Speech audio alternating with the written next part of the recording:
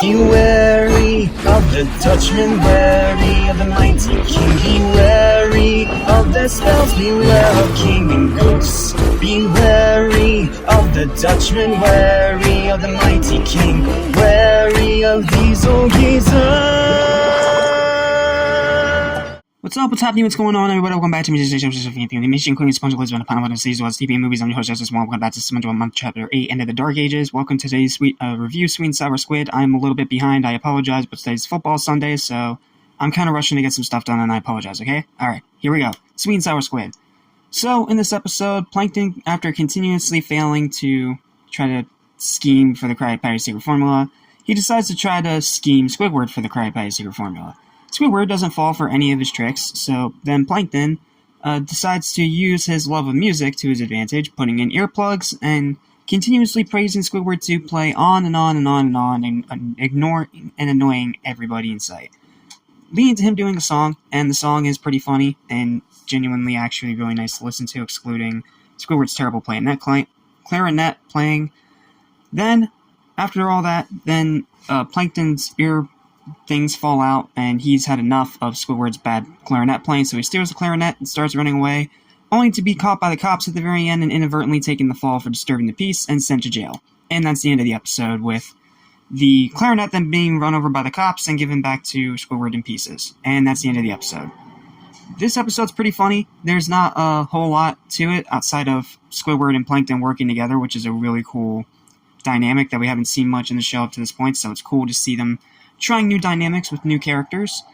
Highlights for the episode are Squidward not falling for Plankton's tricks in the beginning, like the multiple times he washes him away with his little watering pail, then the numerous times he slams the door in his face after numerous tries of Plankton trying to convince Squidward of something else, including trying to dress like a Girl Scout and still getting the door slammed in his face, which is pretty funny. Then the second one is the funny little song between Squidward and Plankton, not only because the song itself is pleasant, again excluding Squidward's terrible clarinet playing, which is in his character, but Plankton's vocals are actually pretty good, and the rest of the song's actually pretty funny. It's a very short song. I don't really know if it has a very official name or anything, but it's pretty good. It's a pretty good song, and it's pretty funny. Then the final highlight at the end of the episode is when Plankton ends up taking the fall for Squidward because of the cops for disturbing the peace with the clarinet, because he's the one that's seen with the clarinet, which is a funny twist, and it's a nice way for the story to wrap itself up. So that's it. That's the episode. Final verdict, 7 out of 10. Pretty good episode. Definitely give it a watch. It's quite enjoyable and pretty funny. Okay, now let's move on to the terrible pile of crap that is the Googly Artist. This episode sucks major balls. This is one of the absolute worst episodes in the show. It's one of the worst Patrick's a Prick episodes, and it is one of those episodes that, after this review, I refuse to ever watch again. It sucks, it sucks, it sucks. So what happens in this episode? Well, we start with Squidward about to be judged for his art by an art critic that's coming into Bikini Bottom. And FYI, a little rule of thumb for new people watching, a good way you can tell a lot about a writer is how they portray critics in their work. And in here, they portray critics as dumb, not knowing what quality actually is, and, worst of all, finding value in nothing but crap. Obviously, as a critic, I take some offense to that because I try to not be that person. But those are those kind of critics out there. There are those kind of critics out there. So, nothing really new or revolutionary, but it is very hypocritical of SpongeBob of all shows to be taking shots at critics when they're the ones that are constantly making mistakes.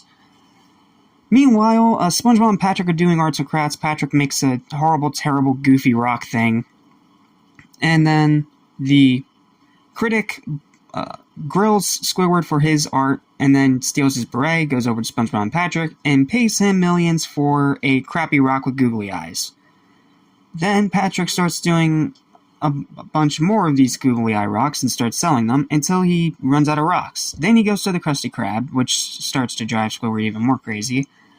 And then it just continuously goes on and on with Patrick being a prick and Squidward continuously being reminded that he sucks at art, which he doesn't, but, you know, this is a Patrick's a Prick episode, so everything has to be the reverse.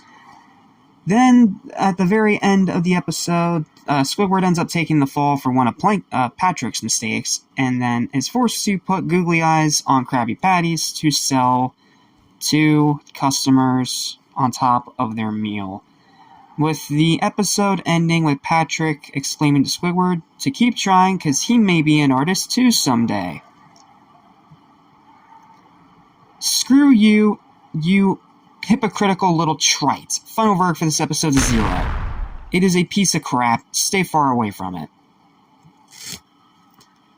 That's it. Thanks for watching. Feel free to like, share, and subscribe for more videos like this almost every single day. Hopefully next time I won't have to rush this out so quickly. But again, football Sundays, and I only have about 45 minutes or so I had to make this quick.